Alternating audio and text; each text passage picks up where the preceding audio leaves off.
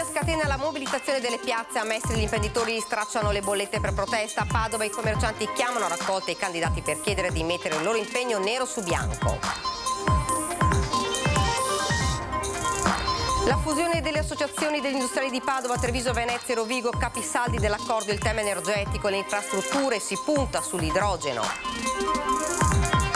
Investita da un'auto sulle strisce pedonali all'uscita da scuola, paura a Cintoco Maggiore per una ragazzina di 12 anni trasportata in ospedale in elisoccorso.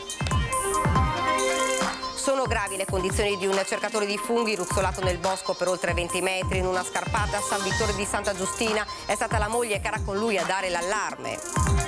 850 ragazzi che non salteranno scuola, 10 seggi spostati, altre 4 scuole che il 26 settembre saranno aperte a Padova, a comunicarlo il comune. Lo spostamento interesserà 7.700 elettori. Raid vandalico nella notte al centro vaccinale di Milano, devastate le tensostrutture, teloni della sala d'attesa e del tunnel d'accesso squarciati, l'ULSS 3 ha sporto denuncia.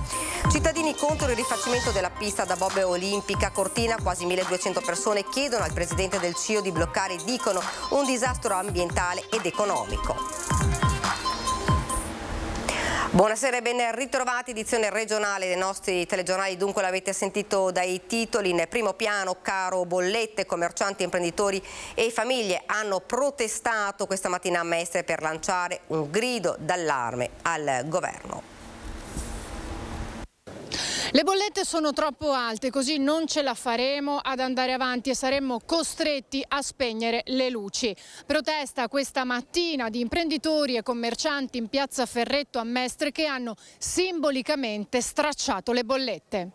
Questo cesto che rappresenta un po' la fine della nostra economia, dei nostri territori, delle nostre imprese che noi vogliamo e dobbiamo scongiurare. Cifre triplicate, in alcuni casi anche quadruplicate, che stanno mettendo in ginocchio aziende, attività commerciali e famiglie. Per questo in molti hanno preso parte all'iniziativa proposta da Confcommercio Venezia Non spegnetevi, non spegnere la città, che ha riunito i rappresentanti delle associazioni di categoria e politici per lanciare un grido d'allarme a chi governa il paese. Comunque la situazione, visto così com'è, va regolamentata in modo diverso, vanno fatte delle scelte che devono essere delle scelte non di parte di qualcuno che le pensa in un modo o in un altro, ma nell'interesse unico del paese, per tentare in qualche maniera di metterci una pezza, visto che i danni che sono già stati fatti comunque sono già molti e si corre il rischio di non avere neanche nessuna risorsa per poter poi dare una mano a tutto quel mondo che verrebbe espulso sia dal tessuto urbano e commerciale sia dal tessuto delle imprese e le famiglie ancora più povere. Con la siccità da una parte, i costi energetici per i fertilizzanti piuttosto che per il gasolio agricolo, così come per l'energia elettrica, stanno portando le aziende agricole a chiudere, guardando le stalle, guardando gli allevamenti,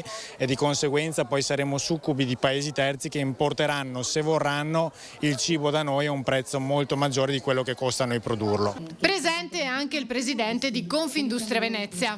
Noi chiediamo alla politica che ogni volta che si prende una decisione bisogna valutare l'impatto sull'economia reale, prima ancora di prenderla. Senza un'azione immediata le conseguenze saranno drammatiche. Vedremo tante saracinesche, tanti capannoni, tante piccole imprese che non ce la faranno e saranno costrette a fermarsi, e avremo molte persone che una volta andavano a fare la spesa magari economica che andranno a farla ancora meno o addirittura salteranno qualche giorno, perché con i soldi alla fine quelli sono. Ed ora a Padova, dove i commercianti del centro chiamano a raccolta i candidati politici delle prossime elezioni per sottoscrivere un manifesto per tutelare le attività commerciali. Tutti in coda a firmare un impegno a sostenere le imprese stremate dal caro energia. L'Associazione Commercianti del Centro di Padova, capitanata da Massimiliano Pellizzari, ha invitato i candidati alle prossime elezioni politiche a firmare una dichiarazione di intenti. Sottoporremo all'attenzione di tutti i candidati al Parlamento della Repubblica, facendoli impegnare, facendoli prendere un impegno molto chiaro, che è quello di adottare tutte le misure necessarie nel caso in cui dovessero il 25 di settembre a essere eletti, ad adottare tutte le misure per poter calmierare finalmente i prezzi energetici. Noi siamo estremamente preoccupati, abbiamo finito la liquidità, non riusciamo a pagare bollette che sono quadruplicate rispetto a pochi mesi fa e anche rispetto ovviamente all'anno scorso. Qui ci arrivano fondamentalmente importi di 3, 4, 5 mila euro come se fossero noccioline.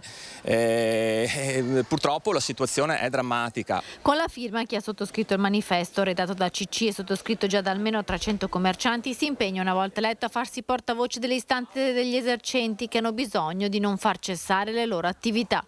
2 anni di pandemia che ci hanno letteralmente massacrato, oggi che pensavamo di vedere la luce, siamo di fronte a questo nuovo problema che bisogna risolvere veramente in tempi rapidi. Ecco, noi pensavamo francamente che chi in questo momento stava seduto a Roma avesse messo mano nei mesi passati, perché voglio ricordare che gli aumenti energetici noi non li abbiamo dalla settimana scorsa, ma dai primi di gennaio.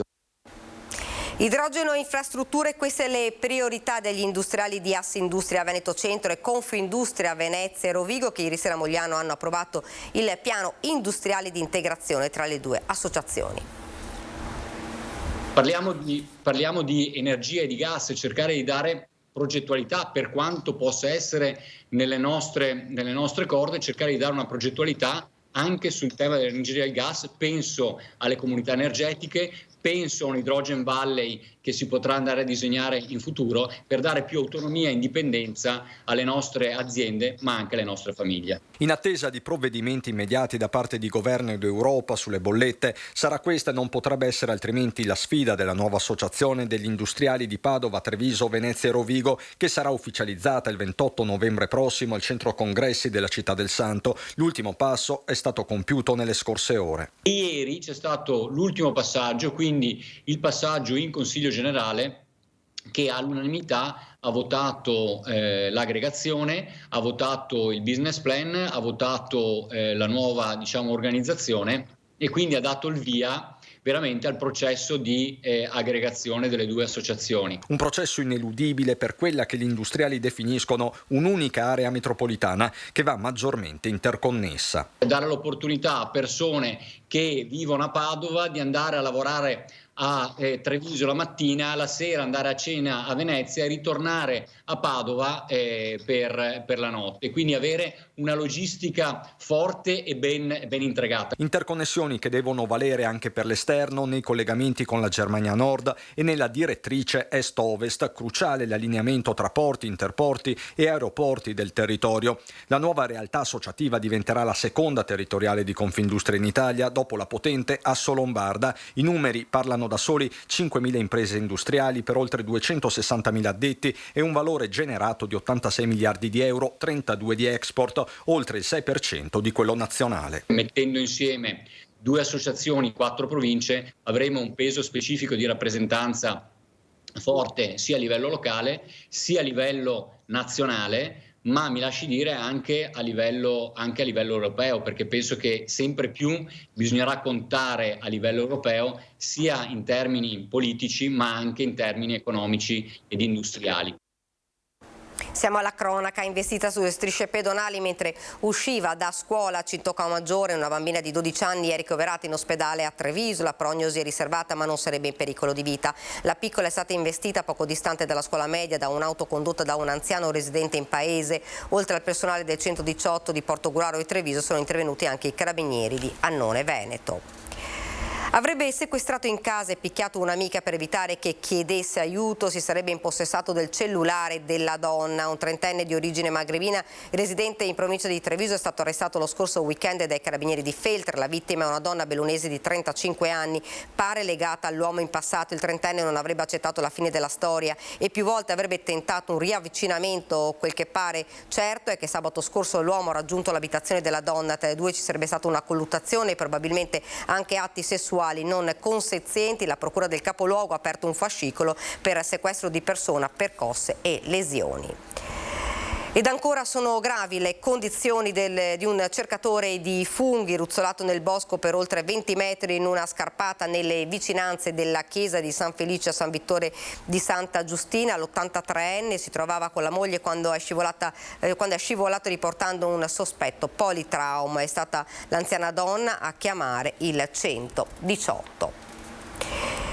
E saranno celebrati domani pomeriggio alle 15 nel Duomo di Verona i funerali di Andrea Riello, l'imprenditore ed ex presidente di Confindustria Veneto, morto ieri mattina per un improvviso malore mentre si trovava in ufficio nell'azienda di Minerbe.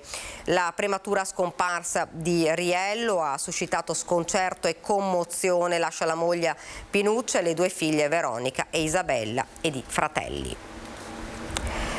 È fondamentale prendere in mano la situazione disastrosa nei tribunali. In questo momento di emergenza economica anche la giustizia deve guardare all'economia. L'analisi dell'ex magistrato editorialista Carlo Nordio. Io ho una cultura giuridica tecnica e quindi se proprio fossi eletto e dovessi vedermi in un ruolo importante mi vedrei alla Commissione Giustizia. Naturalmente il Ministero della Giustizia ha un ruolo, non ha un potere come si pensa, ha un potere essenzialmente propositivo per le leggi, però ecco, questo sì, ha l'onore e l'onere di organizzare la giustizia, l'amministrazione della giustizia territoriale e poiché io sono amico del procuratore della Repubblica di Treviso, di Venezia ovviamente dove ho lavorato, e ho visto e vedo la situazione disastrata in cui si trovano, già gli organici sono ridotti eppure non sono nemmeno coperti. A Treviso c'è una scopertura del 30%. Così l'ex magistrato che ha coordinato inchieste come quella sul Mose, Carlo Nordio, candidato per Fratelli d'Italia, che parla della situazione disastrosa nei tribunali che rallentano e paralizzano il sistema giustizia, creando anche un danno economico non da poco. Questo impatta molto sull'economia, perché una giustizia lenta, pensi che soltanto in un anno noi perdiamo 2 punti di PIL in Italia per la lentezza della giustizia civile soprattutto e anche quella penale. E nel nostro Veneto la situazione qui è disastrosa. Ecco, comunque vada, i veneti possono essere sicuri che io tallonerei il Ministro della Giustizia, sempre che fossi nei paraggi, senza ricoprire quel ruolo, insistendo in modo quasi maniacale per ricoprire questi organici scoperti e magari per aumentarli. Caro bollette, la protesta degli imprenditori oggi a Mestre aveva trovato una soluzione immediata, dice Nordio. Prima di tutto uno scorporo del prezzo del gas da quello dell'elettricità, poi una tassazione anche molto forte sugli iperprofitti che sono stati conseguiti in questi mesi, poi una forte detassazione, al limite anche una sorta di incentivazione o con crediti d'imposta o con annullamenti di debiti. Voglio dire che lo Stato, sempre sperando di restare nei limiti del bilancio, ma come ha detto Giorgia Meloni, come extrema ratio anche eventualmente con uno scostamento, debba assolutamente intervenire in tempi rapidi. Una situazione economica difficile anche a causa della mala gestione della pandemia, ne è convinta Alternativa per l'Italia.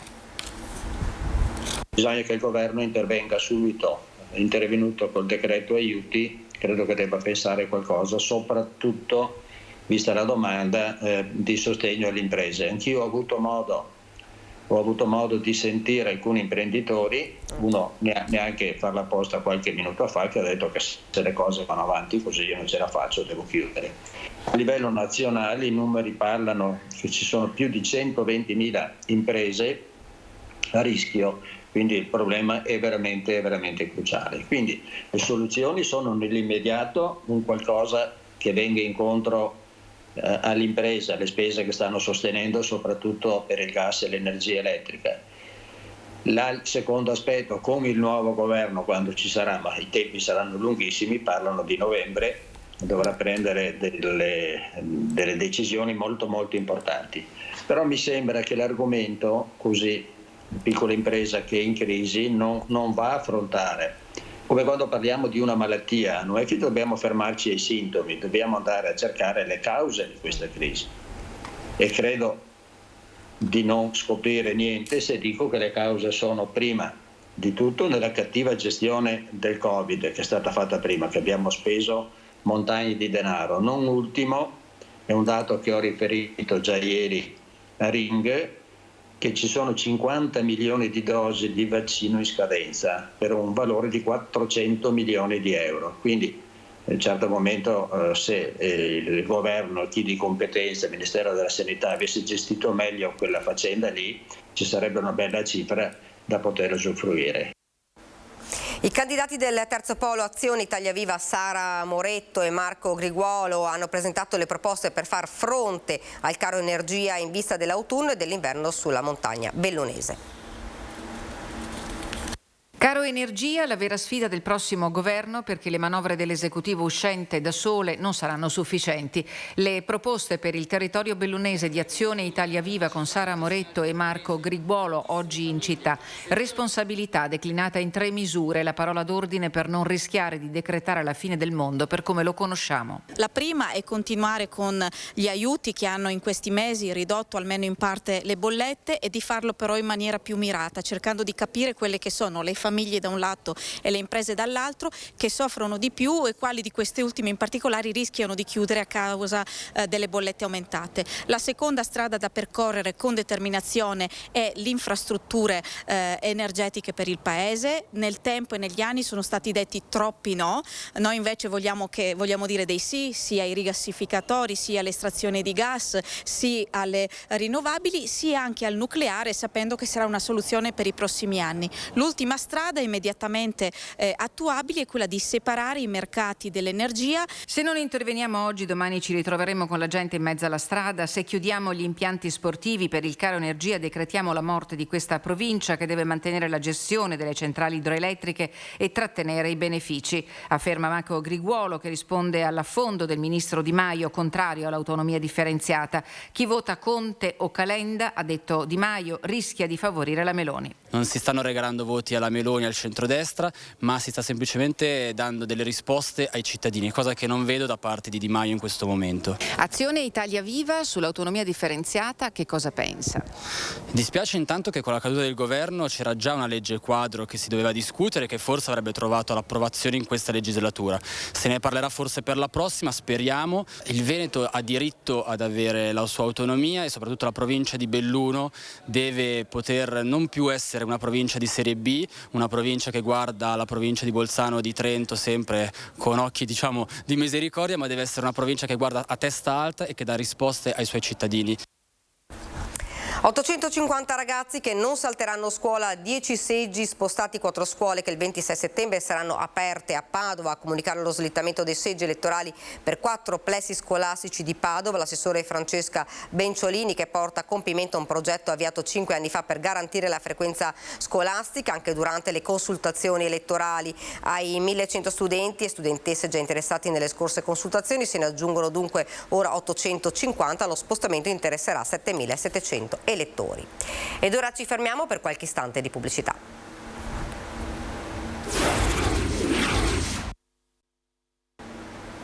Di nuovo in studio con la cronaca. Questa notte un raid vandalico ha danneggiato gravemente le tessostrutture del centro vaccinale di Mirano. Numerosi tagli sono stati inferti alle pareti telate della sala d'attesa, rendendola inutilizzabile. Allo stesso modo è stato reso inutilizzabile l'intero tunnel di accesso alla struttura.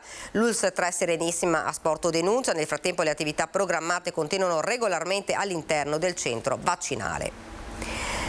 Cittadini contro il rifacimento della pista da bob olimpica Cortina d'Ampezzo. Quasi 1200 persone chiedono con le loro firme al presidente del CIO di bloccare ciò che viene definito un disastro ambientale ed economico.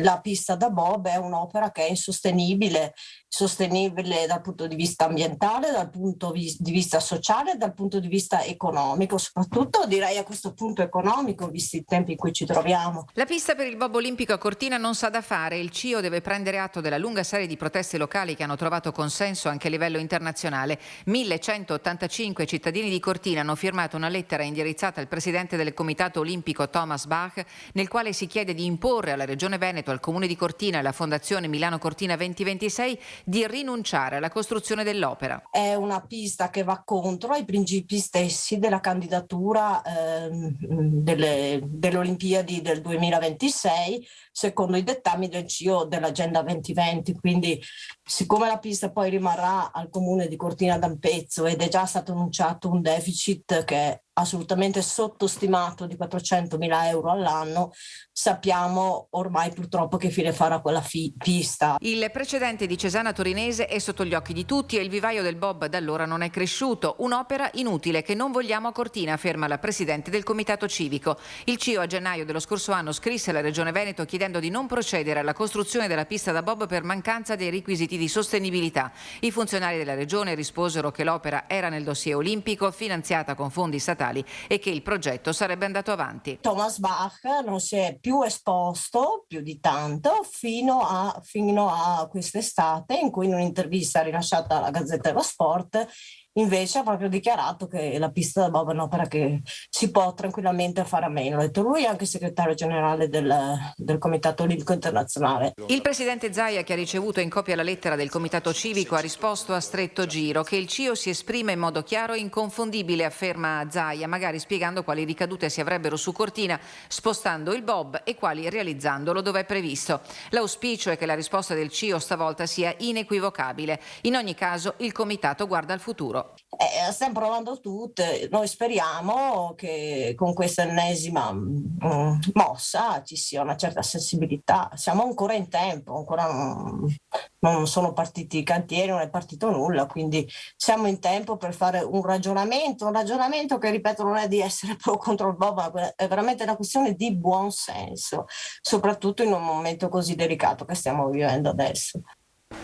Ed è davvero tutto, vi lascio alle previsioni del tempo, grazie per averci seguito, arrivederci.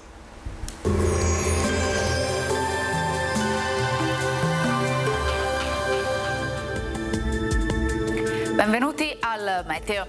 Un fronte instabile raggiunge il nostro territorio causando un graduale peggioramento del tempo.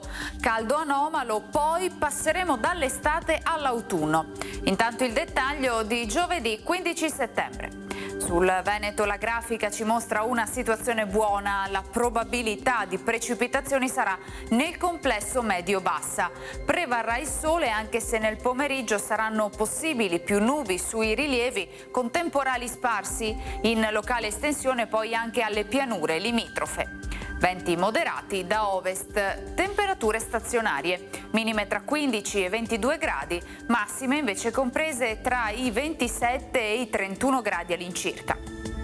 Spostiamoci ora sul Friuli Venezia Giulia, anche qui il contesto risulterà a tratti instabile. Al mattino avremo maggiori schiarite, frequenti rovesci invece dalle ore pomeridiane, anche intensi, specie al confine con la Slovenia. Temperature minime sui 18-23 gradi, massime intorno ai 26-28 gradi. Infine diamo uno sguardo al Trentino Alto Adige, dove sarà in buona parte soleggiato ma con piogge, specie a partire dal pomeriggio. Temperature minime intorno ai 15-17 gradi, massime sui 27-28 gradi. Dal meteo di Antena 3 per ora è tutto, grazie per l'attenzione, arrivederci.